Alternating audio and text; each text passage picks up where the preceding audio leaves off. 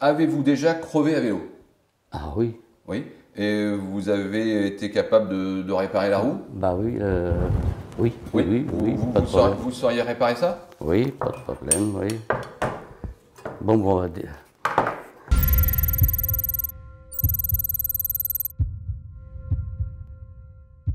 Qu'est-ce que vous faites dans la vie? Je suis journaliste. D'accord. Donc vous sauriez utiliser ce genre de matériel pour en faire quelque Absolument. chose? C'est vrai? Ah oui? Et vous seriez capable d'être aussi professionnel sans être payé? Oui.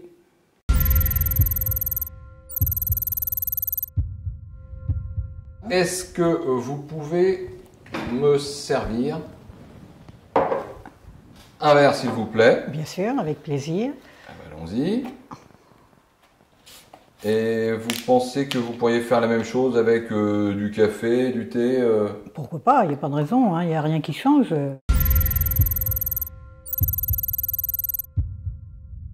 Est-ce que vous connaissez ce livre? Ah oui, je connais bien Indignez-vous de Stéphane Hessel, oui. Et êtes-vous encore, vous, capable de vous mobiliser pour manifester votre indignation? Ah, mais plus que jamais. En effet, je suis capable de me mobiliser et de mobiliser d'autres personnes.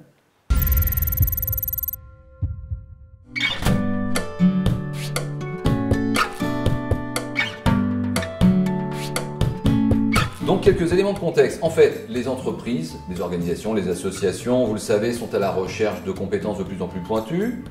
Notre association, l'Association des Parisiens de France, elle n'échappe pas à la règle. Elle a elle aussi des exigences bien particulières. On va vérifier ça ensemble pour savoir ce que vous savez faire et ce que vous pouvez nous apporter. Vous êtes prêts pour répondre à quelques questions? Tout à fait. Quand vous êtes témoin de quelque chose, est-ce que vous savez le raconter? Oui, Est-ce que vous avez un peu de pédagogie? oui, Est-ce que vous sauriez expliquer votre handicap devant un public? oui.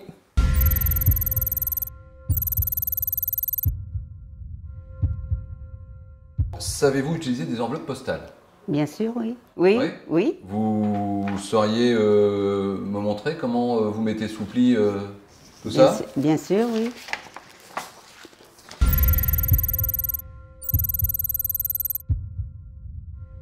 Avez-vous votre permis? Oui, Vous pouvez me le montrer? oui. Oui. Vous avez encore des points? Oui. J'ai les 10 points encore.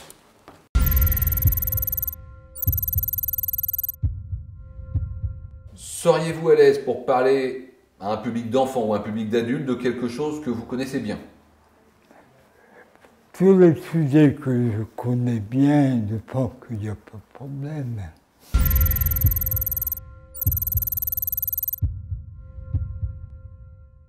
Aimez-vous discuter? Avez-vous le sens du contact? Oui, oui, oui. Un contact facile? Oui, avec les paralysés, oui. Très Oui. bien. Mais oui, avec oui. tout le monde en général? Oui. Si Oui, je vous oui. propose de faire une petite partie, ça Une vous partie fait, de Scrabble? ça vous fait plaisir? Ah oui, tout à fait.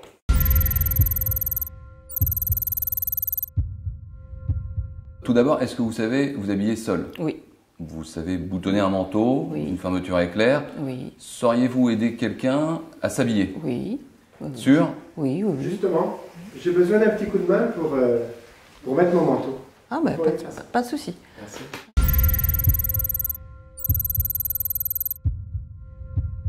Vous avez connu le monde des valides, vous êtes désormais en situation de handicap, votre vie a dû beaucoup changer. Vous seriez capable d'en parler ou vous préférez taire le sujet? Non, on peut en parler sans souci. On va commencer comme ça. Voilà, si je vous propose ça, ça et ça, est-ce que vous êtes en mesure de m'empacter? D'empacter ça? Oui. Ah oui, Vous pouvez montrer? oui. Allons-y.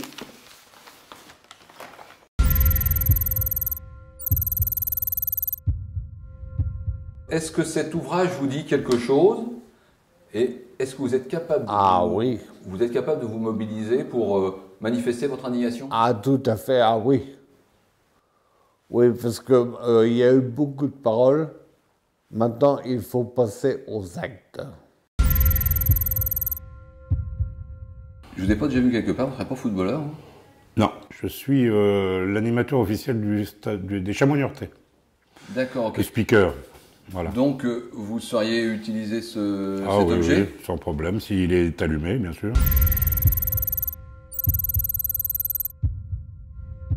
Êtes-vous utopiste à vos heures et avez-vous une devise? Il y a 2 phrases d'André Tranois que j'aime particulièrement. « Rien n'est impossible », qui est le titre d'un de ses livres, et celle que je vais répéter, « Avec de l'amitié, un fauteuil roulant et le bras des autres, on peut tout faire. » Est-ce que vous savez sourire? Je crois, oui. Vous pouvez me montrer? Oui. Ouais, pas mal. Et vous, vous sauriez accueillir quelqu'un au téléphone en souriant? Oui, ça, j'ai appris. Eh ben, montrez-moi. Délégation APF, Lucette, bonjour.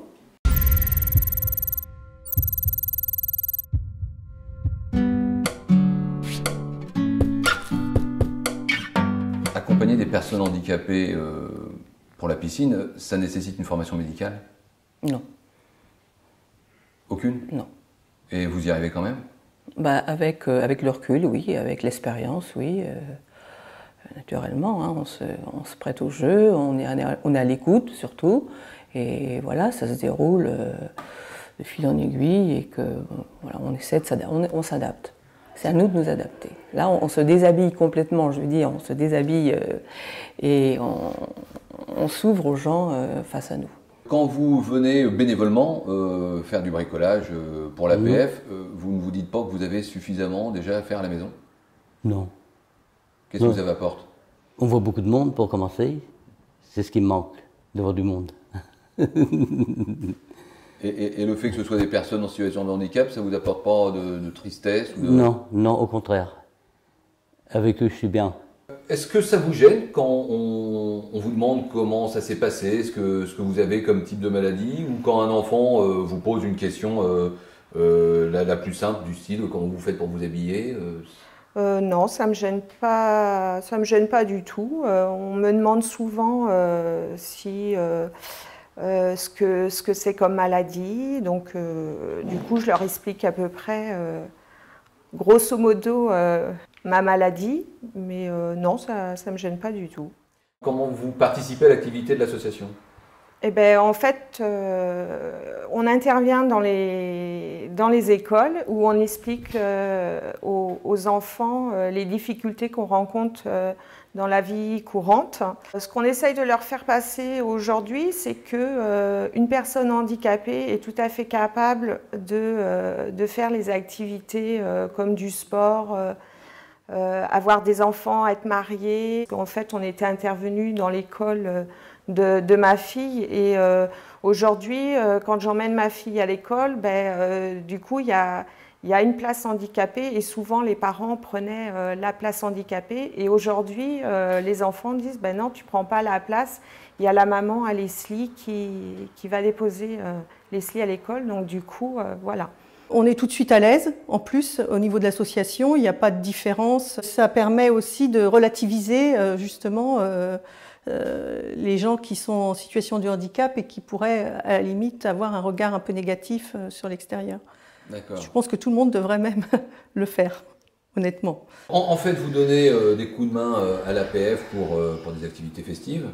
Mais en fait, le handicap, c'est pas quand même très festif, c'est pas un peu triste au contraire? D'abord, ce que je fais à l'APF, je n'appellerais pas cela un coup de main. Si je viens aider l'APF, c'est pour me faire plaisir avant tout. La plupart des gens qui sont en situation ne sont pas tristes, ne nous font pas partager leurs problèmes. On n'est pas là pour protéger leurs problèmes, on n'est pas là pour les surprotéger non plus, on est juste là pour les accompagner. Ne pas faire à leur place, mais les aider à faire. Moi, je suis très à l'aise avec les personnes handicapées. Contrairement à ce qu'on pourrait penser, moi, j'arrive bien à m'exprimer, même avec celles qui ne parlent pas. Elles ne parlent pas, mais elles parlent soit avec les yeux, soit avec la tête. Est-ce que c'est pas quand même, à la longue, un peu fatigant de devoir répéter parfois la même chose? De toute façon, si on veut essayer d'obtenir des résultats, on est bien obligé de répéter les trucs. Surtout si l'on pense qu'on a raison.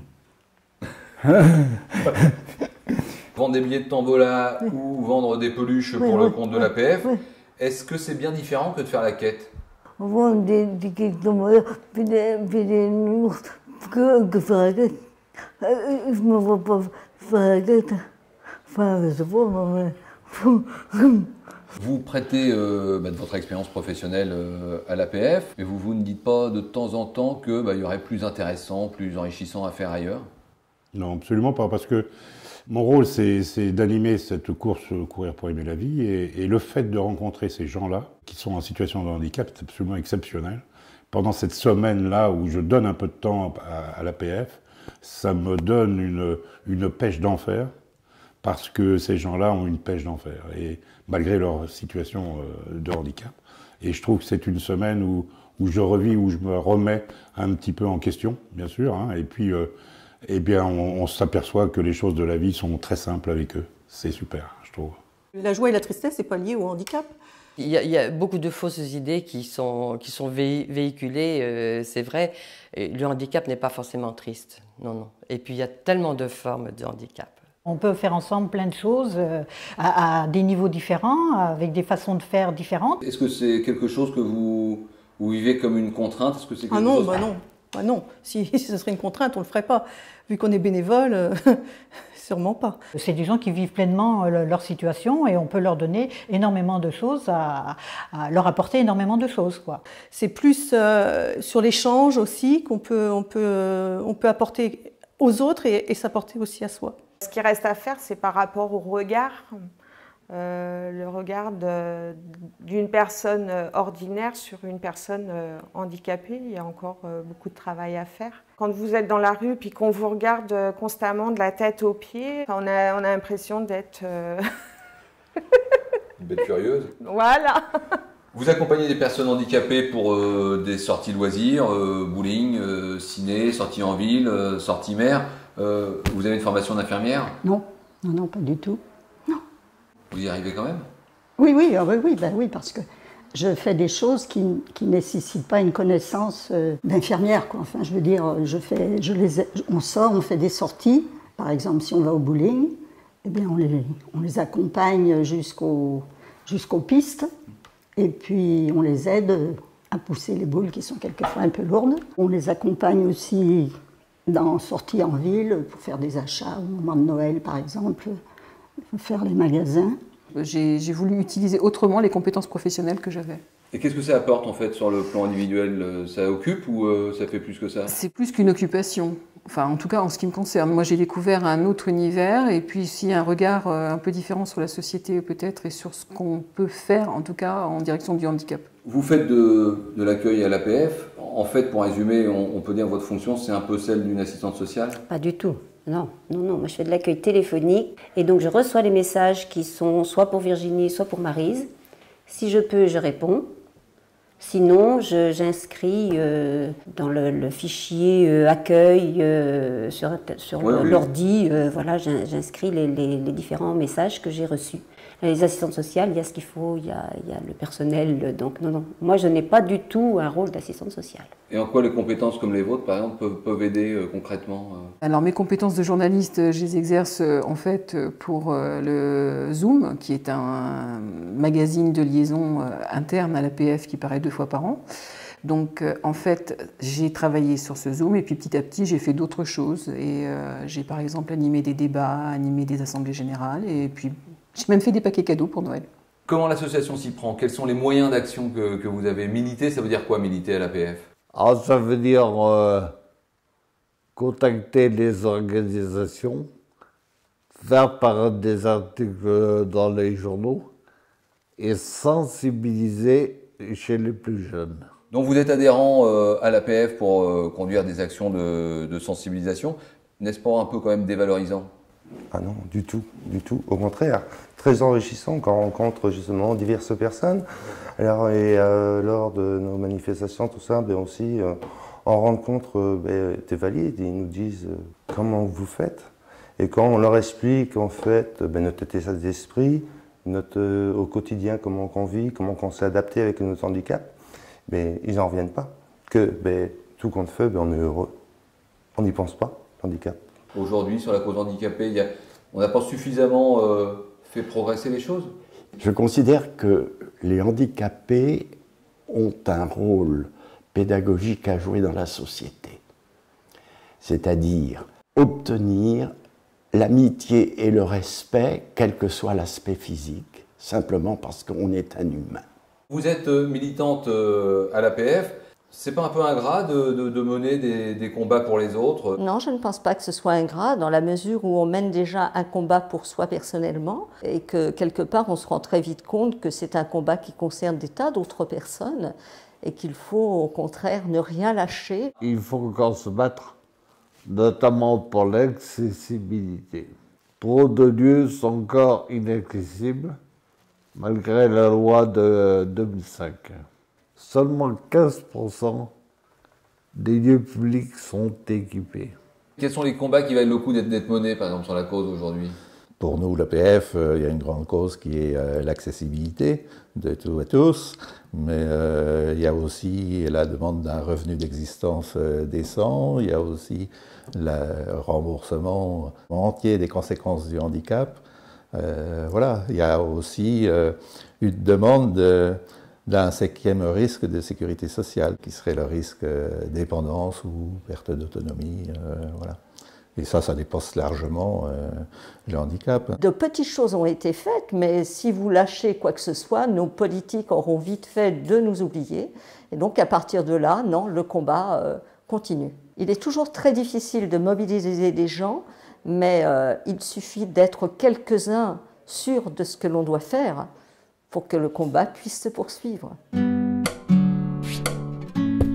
Venir à l'APF, faire partie du mouvement, c'est une vraie bonne idée. Que vous soyez valide ou en situation de handicap, chacun y trouve sa place. Parce que l'on fait beaucoup de choses à l'APF et tous ensemble. Nous venons vous raconter notre histoire et partager notre expérience du handicap. Trouver la compréhension qui échappe parfois au monde des valides. Chercher des informations. Trouver notre place dans une société qui n'est pas toujours accueillante. Pour y trouver une activité. Tisser des liens avec les autres. Militer pour la défense de nos droits. Pour donner de notre temps et aider les autres. Pour y travailler. Car on y travaille beaucoup à l'APF. Pour y réfléchir, faire avancer le monde vers plus de solidarité et d'amitié. C'est tout cela l'APF, et cela fait 80 ans que ça dure. Nous fêtons cette année nos 80 ans. L'Association des paralysés de France n'a pas cessé de militer, communiquer, s'organiser, et elle montre qu'elle est plus utile et plus vivante que jamais. Le plus simplement du monde et de 1000 façons. Tout d'abord comme adhérent de l'association. Puis, si l'on souhaite aller plus loin comme élu, pour représenter l'association dans les institutions. On peut être bénévole une fois par an, c'est déjà beaucoup, et puis on peut l'être plus fréquemment aussi, on y prend vite goût. Et puis être bénévole, c'est aussi tout au long de l'année en fait, puisqu'il y a des actions qui sont organisées comme ça pour participer vraiment tout le long de l'année. On peut aussi devenir salarié. L'association est une entreprise importante dans le secteur du médico-social. Elle emploie 13 000 personnes. Venir à l'APF, c'est partager les valeurs humanistes qui se retrouvent dans le projet associatif Bouger les lignes pour une société inclusive. Avec ce projet et notre enthousiasme, nous pensons qu'un autre modèle de société est possible. Construire une société plus accueillante, davantage ouverte à chacun pour le bien-être de tous, c'est l'ambition de l'APF. Ensemble, nous continuerons à faire mieux.